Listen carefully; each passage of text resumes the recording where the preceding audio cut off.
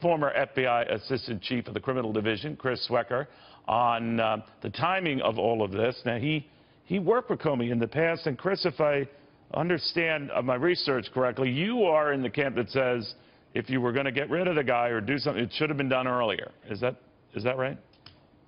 Well, not necessarily. I mean, I know Jim Comey to be a man of integrity. But he should have resigned earlier. Played a role. Yeah, I mean, the FBI, I think I and all my colleagues, former colleagues, have grown weary of defending the FBI and some of the decisions that he's made. I don't question his integrity.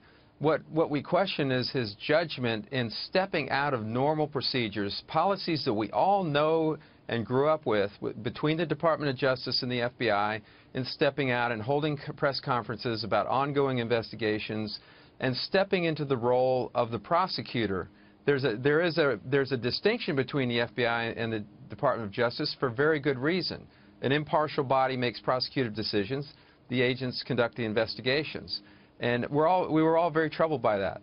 You know, we're used to very powerful FBI directors or those who come in and do their own things. Of course, famously, J. Edgar Hoover, you know, set the standard for good or ill there.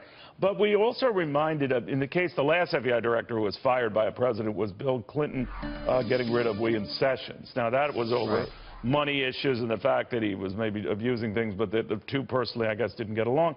So he puts Louis Freeh in there, who ends up being far worse than Sessions, no relation to Jeff Sessions, by the way, who ends up being far more a thorn in the side of the administration than probably Sessions could ever have been.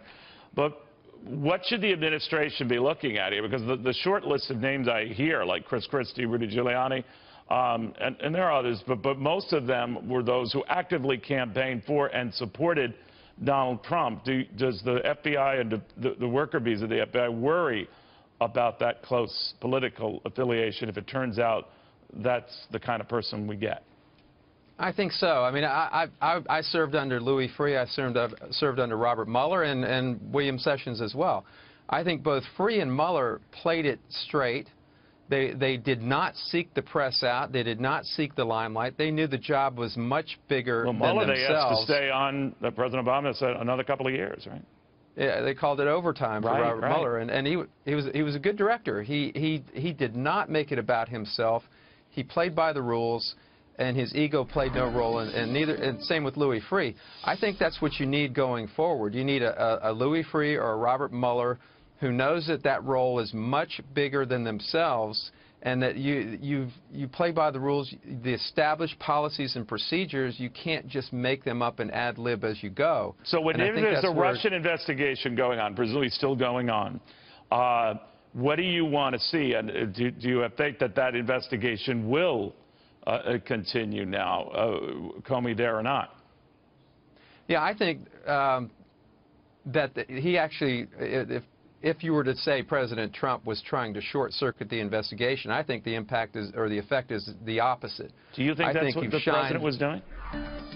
No, I don't think that's what he had in mind at all. I don't think there was going to be any good time to do this whatsoever. But I think that that whoever steps in that chair is going to go through a blistering confirmation process.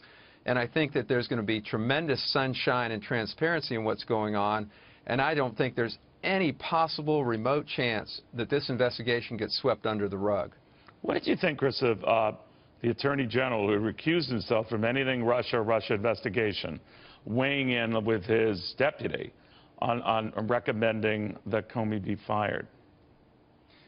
Yeah, that's a little, I mean, I think the perception there is the optic is not great. Right. But I think people think that this investigation is leveled at President Trump. It's not. From what I understand, it's the subjects of the investigation, this is a very important distinction, might be leveled at individuals within the Trump campaign, but I have heard nothing. And given the leak environment in Washington, I think we would have heard by now whether there was any scrap of evidence that then what did you make of the any president referring to the fact 3 times he was assured that was not the case, that it didn't involve him?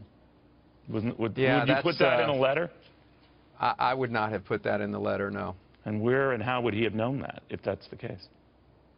I think that was his way of reinforcing, because he knew that he isn't the target, because he knew that letter would get tremendous play in the press. But he could only have gotten that from the director himself, right? Yes. I mean, that would have been said, what, verbally? Some I mean, would he high-level have person assured him? within the Yeah. Bureau. Okay. Chris, thank you very much.